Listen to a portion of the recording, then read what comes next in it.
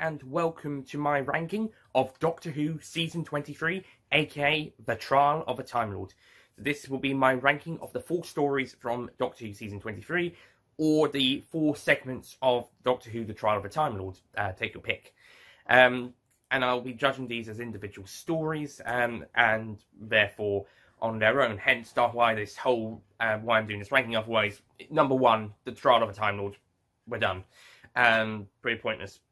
It's like doing if I was to do a ranking of Torchwood Series 3, then I'd be ranking the 5 episodes individually and placing them which ones I think are the best and which ones are the least best. So the same goes here, except this time it's a collection of stories. 3 4 parts and a 2-parter. Of course, the format's different. It's serialized, and there's 14 episodes. So, without further ado, these are the 4 segments of The Trial of a Time Lord, the 4 stories from, or parts of the story from Season 23. And they are parts 1 to 4, The Mysterious Planet, parts 5 to 8, Mindwarp, parts 9 to 12, Terror of the Vervoids, and parts 13 to 14, The Ultimate Foe. So let's jump straight into the list with number 4.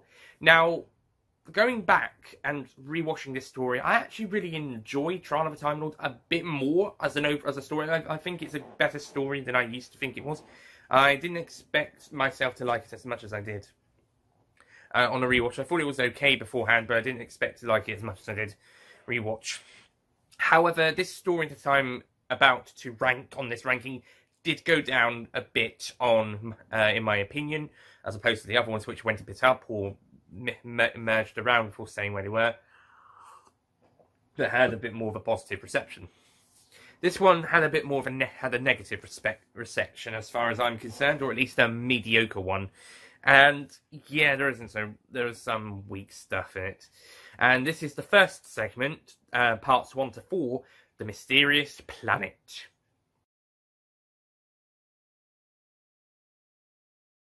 Robert Holmes' final full story, because he would write part 13, which is the first half of Ultimate Foe, and outline for part 14.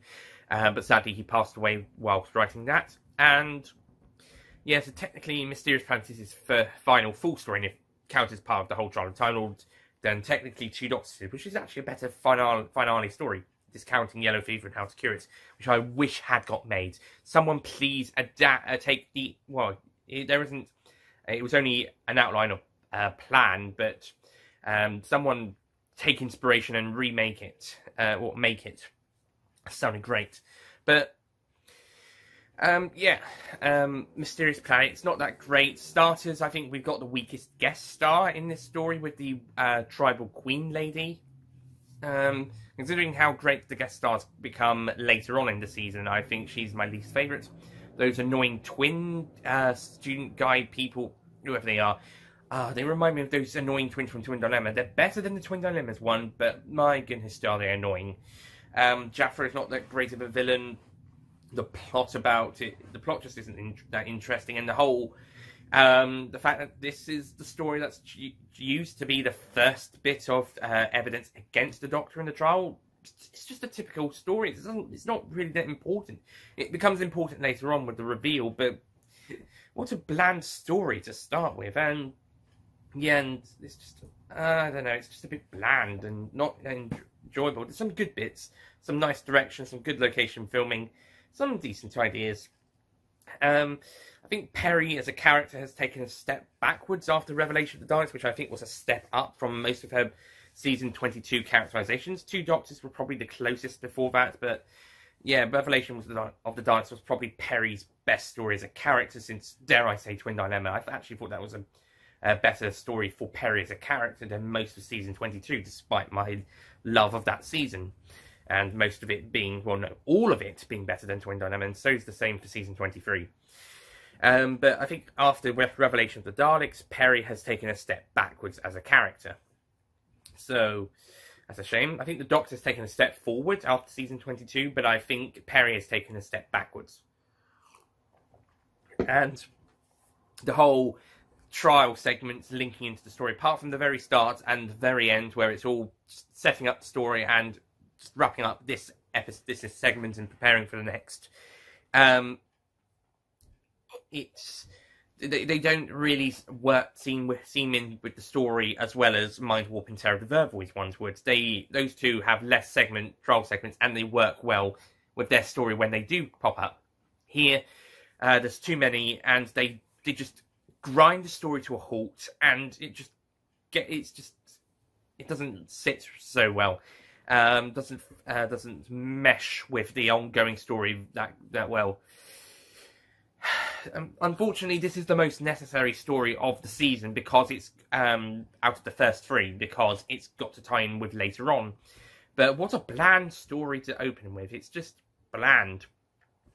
So it's a shame that this is Robert Holmes' final full story as written by him, because I think he did a weak job on his final one. Then again, his second story wasn't much improvement. I have to say some of his stories aren't that great, like Space Pirates and Power of Kroll. They suck. However, he had such a good streak with his previous two stories after his big long gap between Power of Kroll and Caves of Androsani. He had two brilliant scripts in seasons 21 and 22, and a fantastic idea for a season 23 story that never got made, and I don't even know if it ever will be. And he did contribute to the season finale of this story, which I'm going to mention when we get to that spot. But for here, it doesn't quite work as well. And it's a real shame that this is his final story. I mean, maybe he was ill by this point, so he probably didn't wasn't so good. In which case, why did they ask him to write it if he wasn't so well? I don't know. I can't really say for this one. Certainly for part 13, I could ask. Although he did do a fantastic job there. Well, although he did do a brilliant job with that one, so I could see why they did actually. But you know what? Mysterious Planet's just a weak opening. It's not terrible. It's not Twin Dilemma bad. Yeah, I can say that because it's a 6 o'clock story. It's not Twin Dilemma bad, but it is a weaker season opener. And season openers have actually been kind of, apart from Attack of the Cybermen, they're a bit weak at the moment since after the Heat of Time series. They've been a bit weak, apart from Attack of the Cybermen. But don't worry, things are going to change with season 25. Oh, great, we got a whole other season in the way first. Remembrance of the Daleks is still a whole season off. Anyway, moving on to number 3 of this ranking. This one I actually think is a good story, but I think there could have been a lot more that would have made it even better. I think there's room for improvements. There's some elements I think could have been explored a bit more. I think there's some elements that could have worked on a little bit better. But what we got it's good. It's all right. It will do. It is Terror of the Vervoids, parts 9 to 12.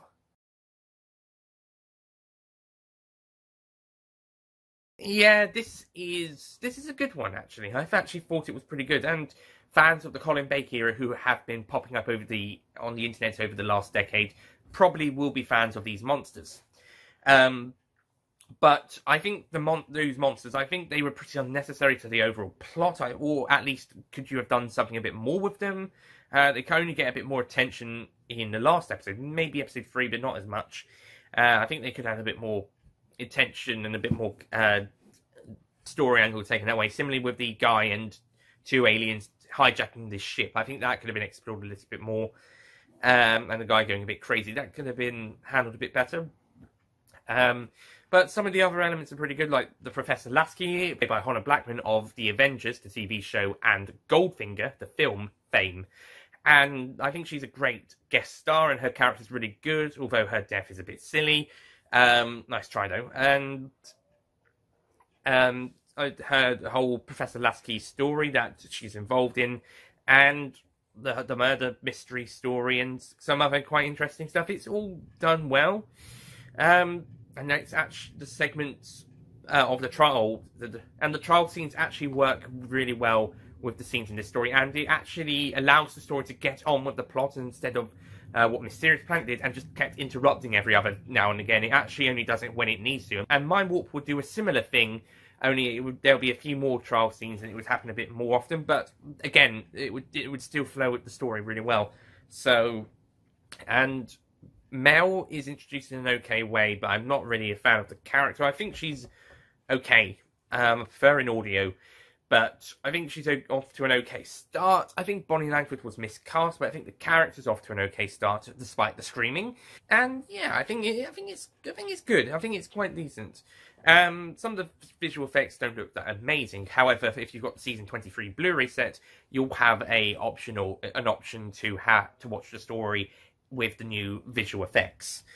The sets also sometimes are a little bit wonky, but then again, the budget of this season seems to be... I think the budget of the show seems to be getting smaller each year in the 1980s. This may be due to BBC Hi-Ups not liking the show, but I swear the budget is getting smaller for each season. So they have to do the best they can, and this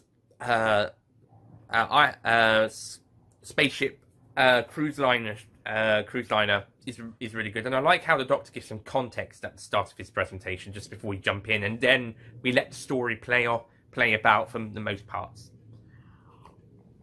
We also get one of the best cliffhangers of the season with the very end, along with a couple of mind warps. And speaking of which, number 2 is parts 5 to 8, Mind Warp.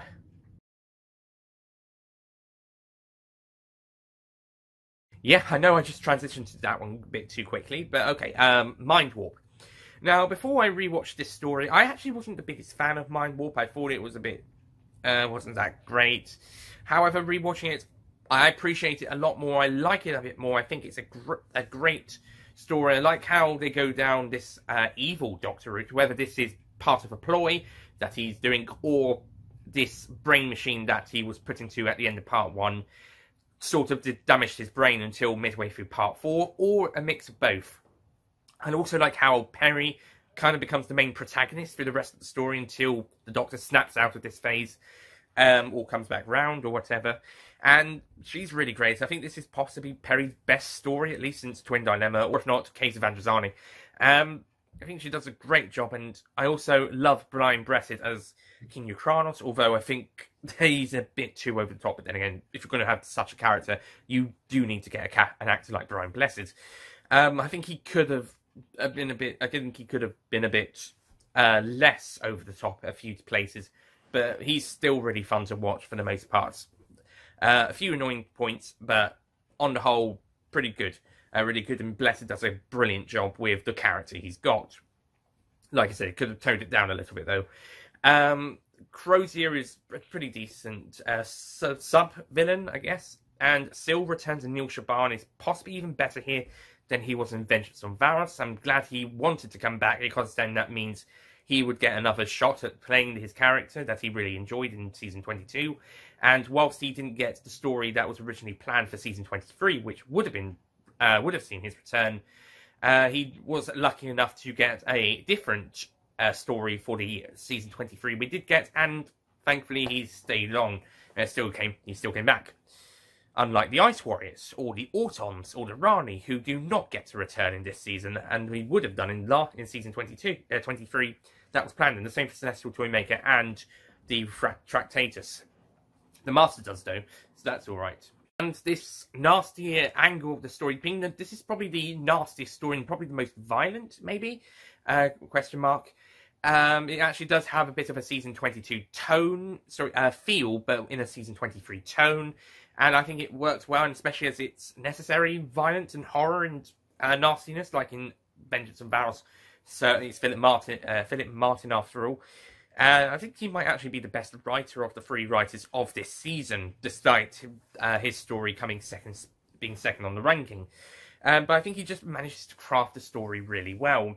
Plus the fact this story proves that just because the Doctor arrives on it, like, this is the complete opposite to Mysterious Planet. Mysterious and Terror of the Vervoids, when we're at it. Mysterious Planets, the Doctor just shows up, does some stuff, a little bit of interference, but not really anything that does any damage at the end of the day. Unless he arrives somewhere where the Time Lords have been doing some secret experiments, and they want it to stay secret, and they don't want the Doctor to find out, so they create this whole fast trial to try and get rid of him.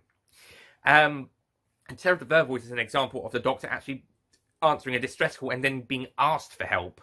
Mindwarp, on the other hand, is a case where the Doctor, once he turns up, all hell breaks loose, basically. All hell breaks loose, and he pretty much sort of is the cause of quite a lot of that, especially after the Part 1 cliffhanger, when he goes evil. And yeah, so this is a good example of just because the Doctor goes somewhere doesn't mean he's always going to have a positive example on it.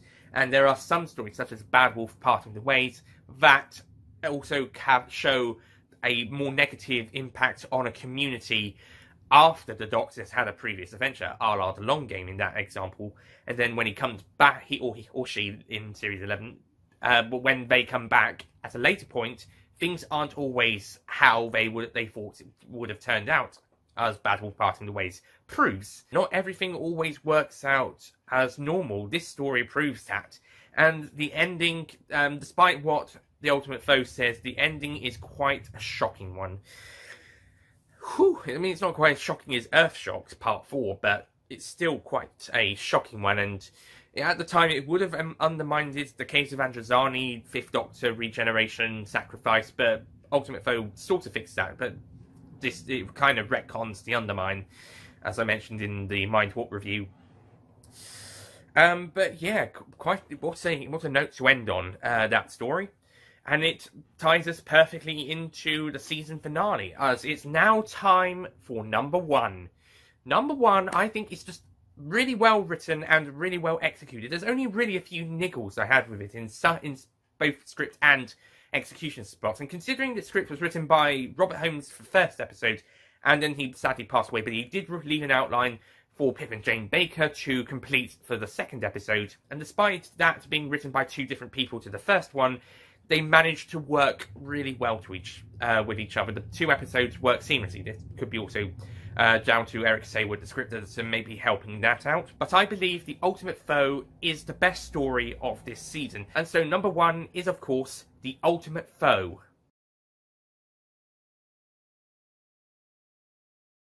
The final story of this series, and it only needs to be 2 episodes instead of 4 like the other 3 stories. And I really like how it all ties up. Robert Holmes obviously had the plan, and then Pip and Jane Baker, of course, wrapped it all up after his passing, maybe with a bit of help from Eric Saywood along the way, being the script editor. And yeah, it does make Mysterious Planets events a bit more necessary than just being a normal Doctor Who adventure that the Valiant just shows as an example, although he was taking a big risk using that as an example. That is a big risk, Valiant, a big risk. You could have gotten yourself exposed, your whole operation, before you even got to Mindwarp. But yeah, the Valiant's plan is revealed by none other than the Master. Oh, yeah. I knew he was coming in, but it was still fantastic to see him again. And, you know, you've got to have your dose of Master in this season. I mean, he's going to miss out the next 2 seasons, but he will be in season 26, don't worry. But yeah, you've got to have a bit of Master in there, and he's fantastic. The Valiant is also allowed to show his villain side, and the Doctor can go back into... And the Doctor goes back into the Matrix like he did in The Deathly Assassin to fight the Valiant once again with help from Glitz and later Mel as well. And yeah, I think it's just handled so well. I think it's got the best direction of the series, although Mindwarp was very good as well. And I think it's got the best writing of the series, and it just works brilliantly. And I think this is the best characterization of the 6th Doctor on screen. It's this or Vengeance on Varos last season. He's just such a great character. He's just a great Doctor, and I would have loved this side of the 6th Doctor carry on into season 24 before he got kicked off. Basically, he got the boot, which is a big shame. But I think he did he was great, and Colin Baker did one last fantastic performance on screen. Of course, he would come back to do fantastic audio performances, but for his final on-screen story, I think he did a brilliant job, and possibly the best use of the character. Mel's a little bit better here than she was in Terror of the Vervoids. Of course, she will flop up and down as a character, and I still think Bonnie Langford was miscast. but I think she was a bit better. She's a bit better here than Terror of the Vervoids, and a bit better than parts of season 24. And if they filmed some of that Victorian setting thing on location, then that looks really great. I want to go there because the sets, very good sets, alongside the interior stuff. So yeah, some really good stuff, and it's a nice little wrap up to the story, and yeah, it pretty much gives most of the answers, I believe. I think it pretty much answers everything, and yeah, it leaves the door open for a potential return of the Valiant, though with Colin Baker's firing, the Valiant has not actually returned on screen. Yeah, it's not even as a villain for the 11th or 12th Doctors. I mean, apart from this is TV, of course, he would of course return in expanded media. Look at Big Finish; he's been in a couple of those. He's a big influence on the Sixth Doctor's regeneration in the Last Adventure series. So, yeah, but on screen, this is the last time we'll see him, which is a massive shame. He could be a potential further great threat, like the Master and the Rani, although Rani could have done a bit more work as well. But I think with a bit of tweaking, all of these characters could... But I think with a bit of tweaking, the Rani and the Valiant have the potential to be just as menacing villains as the Master. So I think we should have some more Valiant come up into the future. Maybe 13 can finally...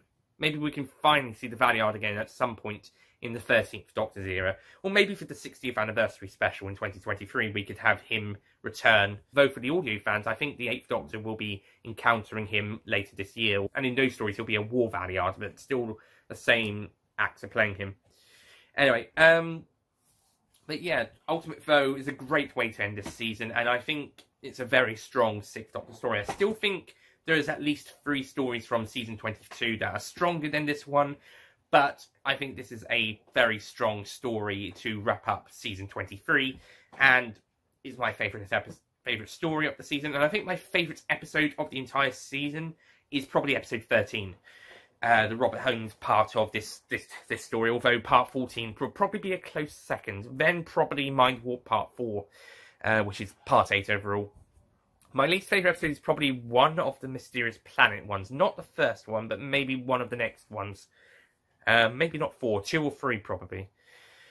Okay, so that's it from my ranking. Thank you for watching, and I'll recap the list. Number 4 was parts 1 to 4, The Mysterious Planet. Number 3 was parts 9 to 12, Terror of the Vervoids. Number 2 was parts 5 to 8, Mindwarp, and number 1 was parts 13 to 14, The Ultimate Foe, the final 6th Doctor story. And yeah, despite not having a regeneration at the end, and not a proper regeneration in the next story, well, we do see a regeneration, but it's not a proper story, it's not even a proper scene that much. But, despite this being but I think Ultimate Foe was a very good final story for the 6th Doctor on screen. So, at least he got that. So anyway, that's it from me. Thank you for watching. On my main channel, there will be a review of the 6th Doctor, The Last Adventure audio series, so you can actually listen to the 6th Doctor's actual regeneration story, as well as a few stories just before that. And check this out, and that'll be going up soon. And then after that, on this channel, will be the 6th Doctor Top 5 Stories ranking, and then we'll move on to Season 24 with Time in the Rani. So, thank you for watching, and I'll see you guys next time. Goodbye.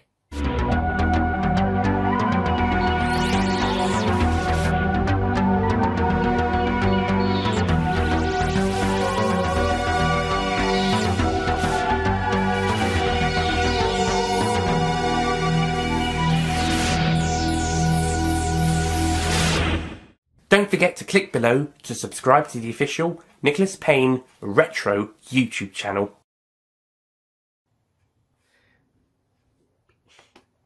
So let's jump straight into the list with number 4, played by Honor Blackman of Goldfinger fame, was a great... Mindwarp would do that to a lesser extent. Well, actually, yeah, Mindwarp would do it. And this, or all Caves of Androzani at the very,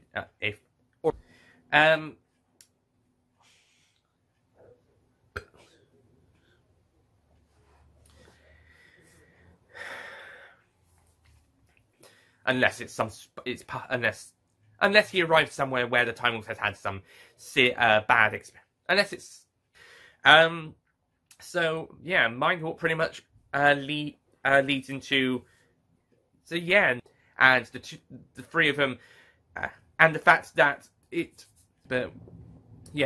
but number one, the ultimate foe, I believe is and that is why it's my number one, the ultimate.